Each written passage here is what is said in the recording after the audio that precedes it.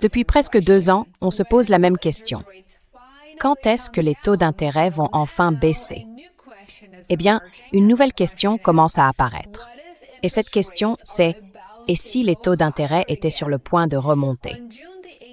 Le 18 juin, le président de la Réserve fédérale, Kevin Warsh, a prononcé son premier grand discours de politique monétaire depuis son entrée en fonction, et les marchés ont tout de suite réagi. Ces propos laissent entendre que la Fed est prête à adopter une position beaucoup plus ferme face à l'inflation que ce que beaucoup d'observateurs et d'experts avaient prévu. C'est une approche qui va clairement à l'encontre des recommandations économiques du président Trump. Trump veut que la Fed baisse les taux, comme vous le savez, et comme je l'ai déjà expliqué plusieurs fois ici, sur ma chaîne, mais on va en reparler dans un instant.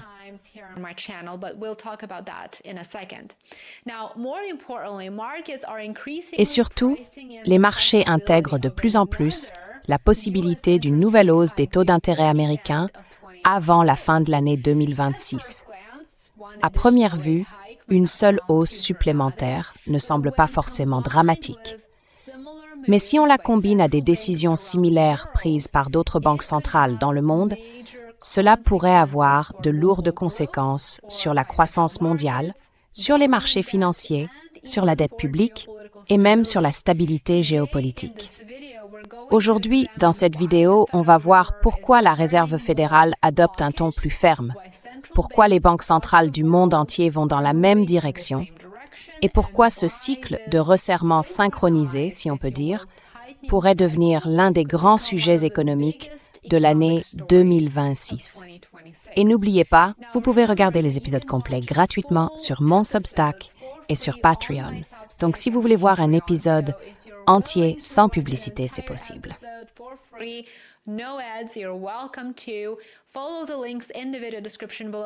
Suivez les liens dans la description de la vidéo ci-dessous. Abonnez-vous, soutenez mon travail et je serai ravie de vous envoyer chaque jour plus d'actualités, plus de commentaires et plus d'analyses directement dans votre boîte mail. Pendant une grande partie de la période post-pandémie, les banques centrales combattaient un ennemi commun, l'inflation, bien sûr. Les taux d'intérêt ont été relevés de manière agressive tout au long de 2022, comme beaucoup d'entre vous s'en souviennent, puis encore en 2023 et en 2024. En 2025, beaucoup d'observateurs et d'experts pensaient que la bataille serait en grande partie gagnée. La baisse des prix de l'énergie, l'atténuation des perturbations des chaînes d'approvisionnement et le ralentissement de la croissance économique semblaient créer une marge de manœuvre pour commencer à baisser les taux. Mais l'inflation s'est révélée étonnamment tenace. Elle était tout sauf transitoire, comme nous le savons très bien. Même après un resserrement monétaire important, de nombreuses économies continuent de connaître une inflation élevée dans le secteur des services.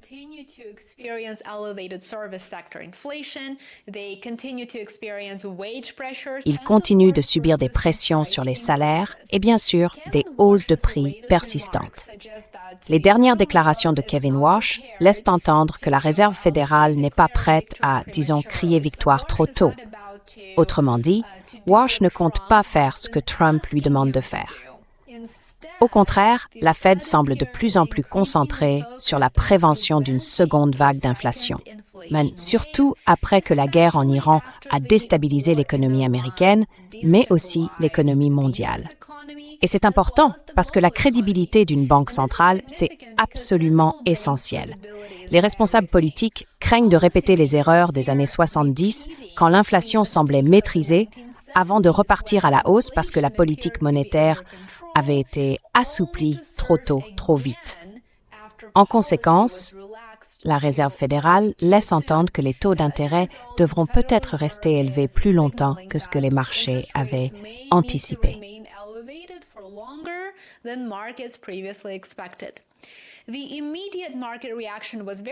La réaction immédiate des marchés a été très révélatrice à mon avis.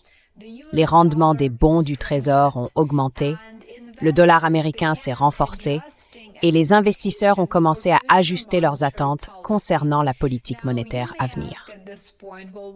Alors, on peut se demander à ce stade, pourquoi est-ce que tout ça compte vraiment? Eh bien, parce que la Réserve fédérale n'agit évidemment pas de manière isolée. Quand les taux d'intérêt américains montent, les effets se propagent à travers tout le système financier mondial. Le dollar des États-Unis reste la principale monnaie de réserve au monde. Les gouvernements, les entreprises et les banques du monde entier ont emprunté des milliers de milliards de dollars libellés en dollars. Et quand les taux américains augmentent, le coût de l'emprunt augmente partout dans le monde.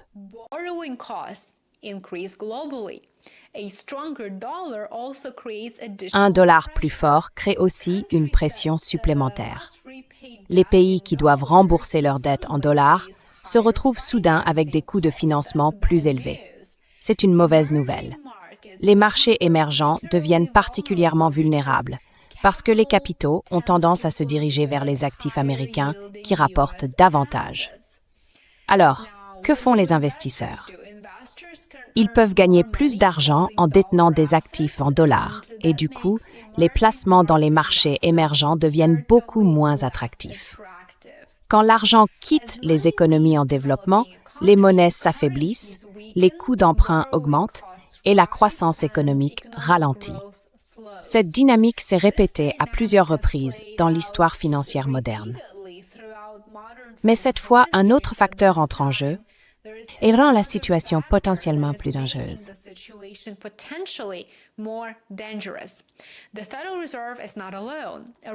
La Réserve fédérale n'est pas seule. Partout dans le monde, les banques centrales vont de plus en plus dans la même direction. C'est un mouvement synchronisé, comme je l'ai dit au début de cette vidéo.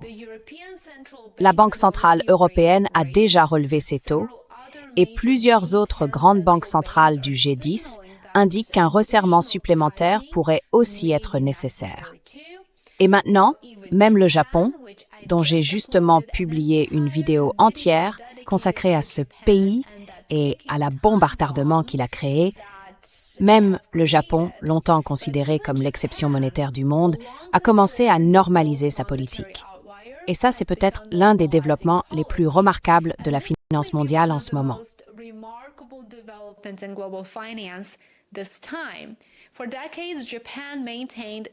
Pendant des décennies, le Japon a maintenu des taux d'intérêt proches de zéro, alors que la plupart des grandes économies évoluaient dans des conditions très différentes. Aujourd'hui, cette époque touche à sa fin. Le taux directeur japonais a atteint son plus haut niveau depuis plus de 30 ans. J'en ai d'ailleurs parlé plus en détail dans une autre vidéo que vous pouvez regarder ensuite. Ce changement a des conséquences considérables. Pendant de nombreuses années, les investisseurs japonais ont préféré les rendements étrangers car les retours sur le marché intérieur étaient quasi nuls.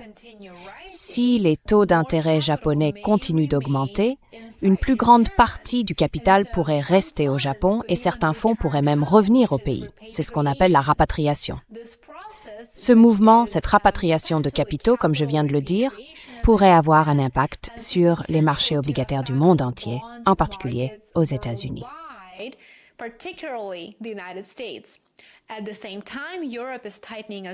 En même temps, l'Europe se resserre aussi. La Banque centrale européenne reste préoccupée par l'inflation, malgré le ralentissement de la croissance économique. Résultat, on assiste à un cycle de resserrement synchronisé qui implique plusieurs des banques centrales les plus importantes au monde.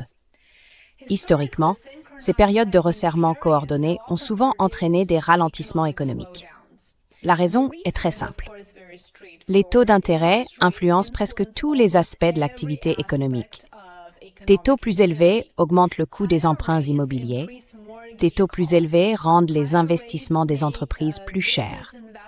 Des taux plus élevés découragent l'endettement et donc la consommation. Et des taux plus élevés augmentent aussi le coût du service de la dette, que ce soit pour les États, les entreprises ou même les ménages. Aujourd'hui, le monde porte des niveaux d'endettement records.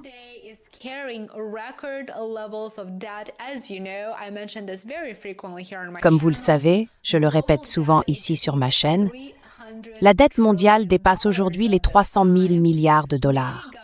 Beaucoup de gouvernements ont massivement augmenté leurs emprunts pendant les années de pandémie et cette tendance n'a fait que se poursuivre. Les entreprises, elles aussi, ont accumulé d'importantes dettes à l'époque des taux d'intérêt ultra bas. Et maintenant, pour rembourser ces dettes, elles doivent payer beaucoup plus en frais d'intérêt. Et bien sûr, je parle aussi des États-Unis. Les ménages dans de nombreux pays ont eux aussi emprunté davantage et ils doivent maintenant honorer leurs engagements. Quand les taux d'intérêt augmentent en même temps dans plusieurs économies, le coût du service de la dette devient beaucoup plus élevé et cela peut entraîner des choix économiques très difficiles.